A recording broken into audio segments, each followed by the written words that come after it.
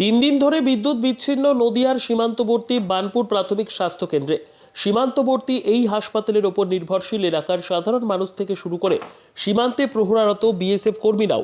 আর এই সীমান্ত এলাকার এই গুরুত্বপূর্ণ হাসপাতালে 3 দিন ধরে বিদ্যুৎ বিচ্ছিন্ন রয়েছে। বিদ্যুৎ বিচ্ছিন্ন থাকার ফলে জরুরি পরিষেবা থেকে বঞ্চিত হচ্ছেন রোগীরা। সদ্যজাত জন্মানোর পর দেওয়া হয় ভ্যাকসিন, আর সেই ভ্যাকসিন রাখতে হয় ঠান্ডা ফ্রিজে। বিদ্যুৎ বিচ্ছিন্ন থাকায় হাসপাতালে ফ্রিজ রয়েছে বন্ধ। ছোট বড় বিভিন্ন বয়সের অসুস্থ রোগীদের জরুরিকালীন গ্যাস দেওয়া সম্ভব হচ্ছে না।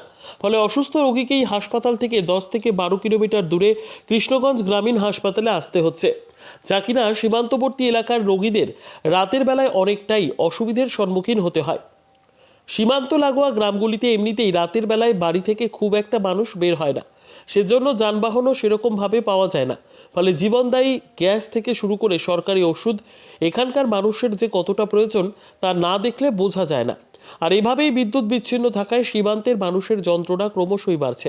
হাসপাতালে সব রকম পরিষেবা চালু থাকলেও বিদ্যুৎ না থাকায় বেশিরভাগ পরিষেবা আজ অচল হয়ে রয়েছে। হাসপাতাল কর্তৃপক্ষ বিদ্যুৎ দপ্তরকে বারবার জানালেও কোনো সুরাহা হয়নি। গ্রামবাসীরাও বিদ্যুৎ দপ্তরকে জানিয়েছে বলে অভিযোগ করছে রোগীর পরিবার পরিজনেরা। এমনকি প্রসূতি বিভাগের কাজও রয়েছে বন্ধ।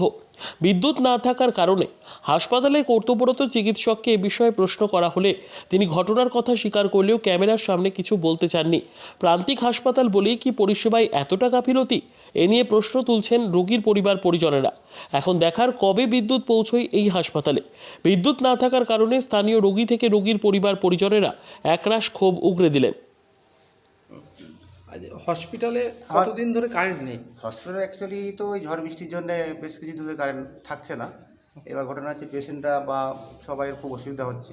হ্যাঁ, এই কারণে যে এখন এই যে গরমে থাকা যাচ্ছে না, ডাক্তার দেখতে অসুবিধা, প্রতিটা মানুষেরই অসুবিধা হচ্ছে এখানে।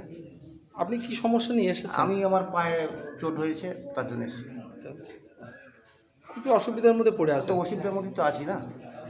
আপনার নাম? রবীন্দ্রনাথ দাস। হসপিটালে কতদিন ধরে কারেন্ট নেই?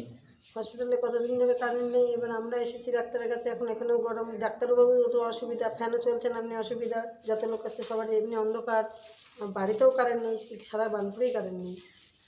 আপনি কি সমস্যা নিয়ে এসেছেন? আমি ডাক্তার দেখাতে এসেছি ঠান্ডার জন্য, জ্বরের জন্য। আপনার কি নাম? নাম অঞ্জলি দাস। কোথায় বাড়ি? বানপুর। বানপুর হসপিটালে কতদিন ধরে বিদ্যুৎ নেই? দুদিন। কি সমস্যা হচ্ছে এখানে? একটু হাওয়া হলে বিদ্যুৎ চলে যায় এখানে। সমস্যাটা কি হচ্ছে? সমস্যাটা ভোগান্তি হচ্ছে সাধারণ মানুষের। হসপিটালে নানা রকম ভ্যাকসিন আছে, সব নষ্ট হচ্ছে। কি সমস্যায় রোগীরা আসছে, পরিষেবা পাচ্ছে ঠিকমতো, এটা বলতে পারবেন? বয়স্ক মানুষ আসলে তাদের হাঁপানি, শ্বাসকষ্ট হয়, গ্যাস ফ্যাসগুলো সেরকম ব্যবস্থা নেই এখানে। আচ্ছা আচ্ছা, আপনার কি নাম? আমার নাম চিরঞ্জিত বিশ্বাস। আর চারিদিকে জঙ্গল হয়ে ভর্তি রয়েছে, পরিষ্কার পরিচ্ছন্ন করে না। ঠিক আছে।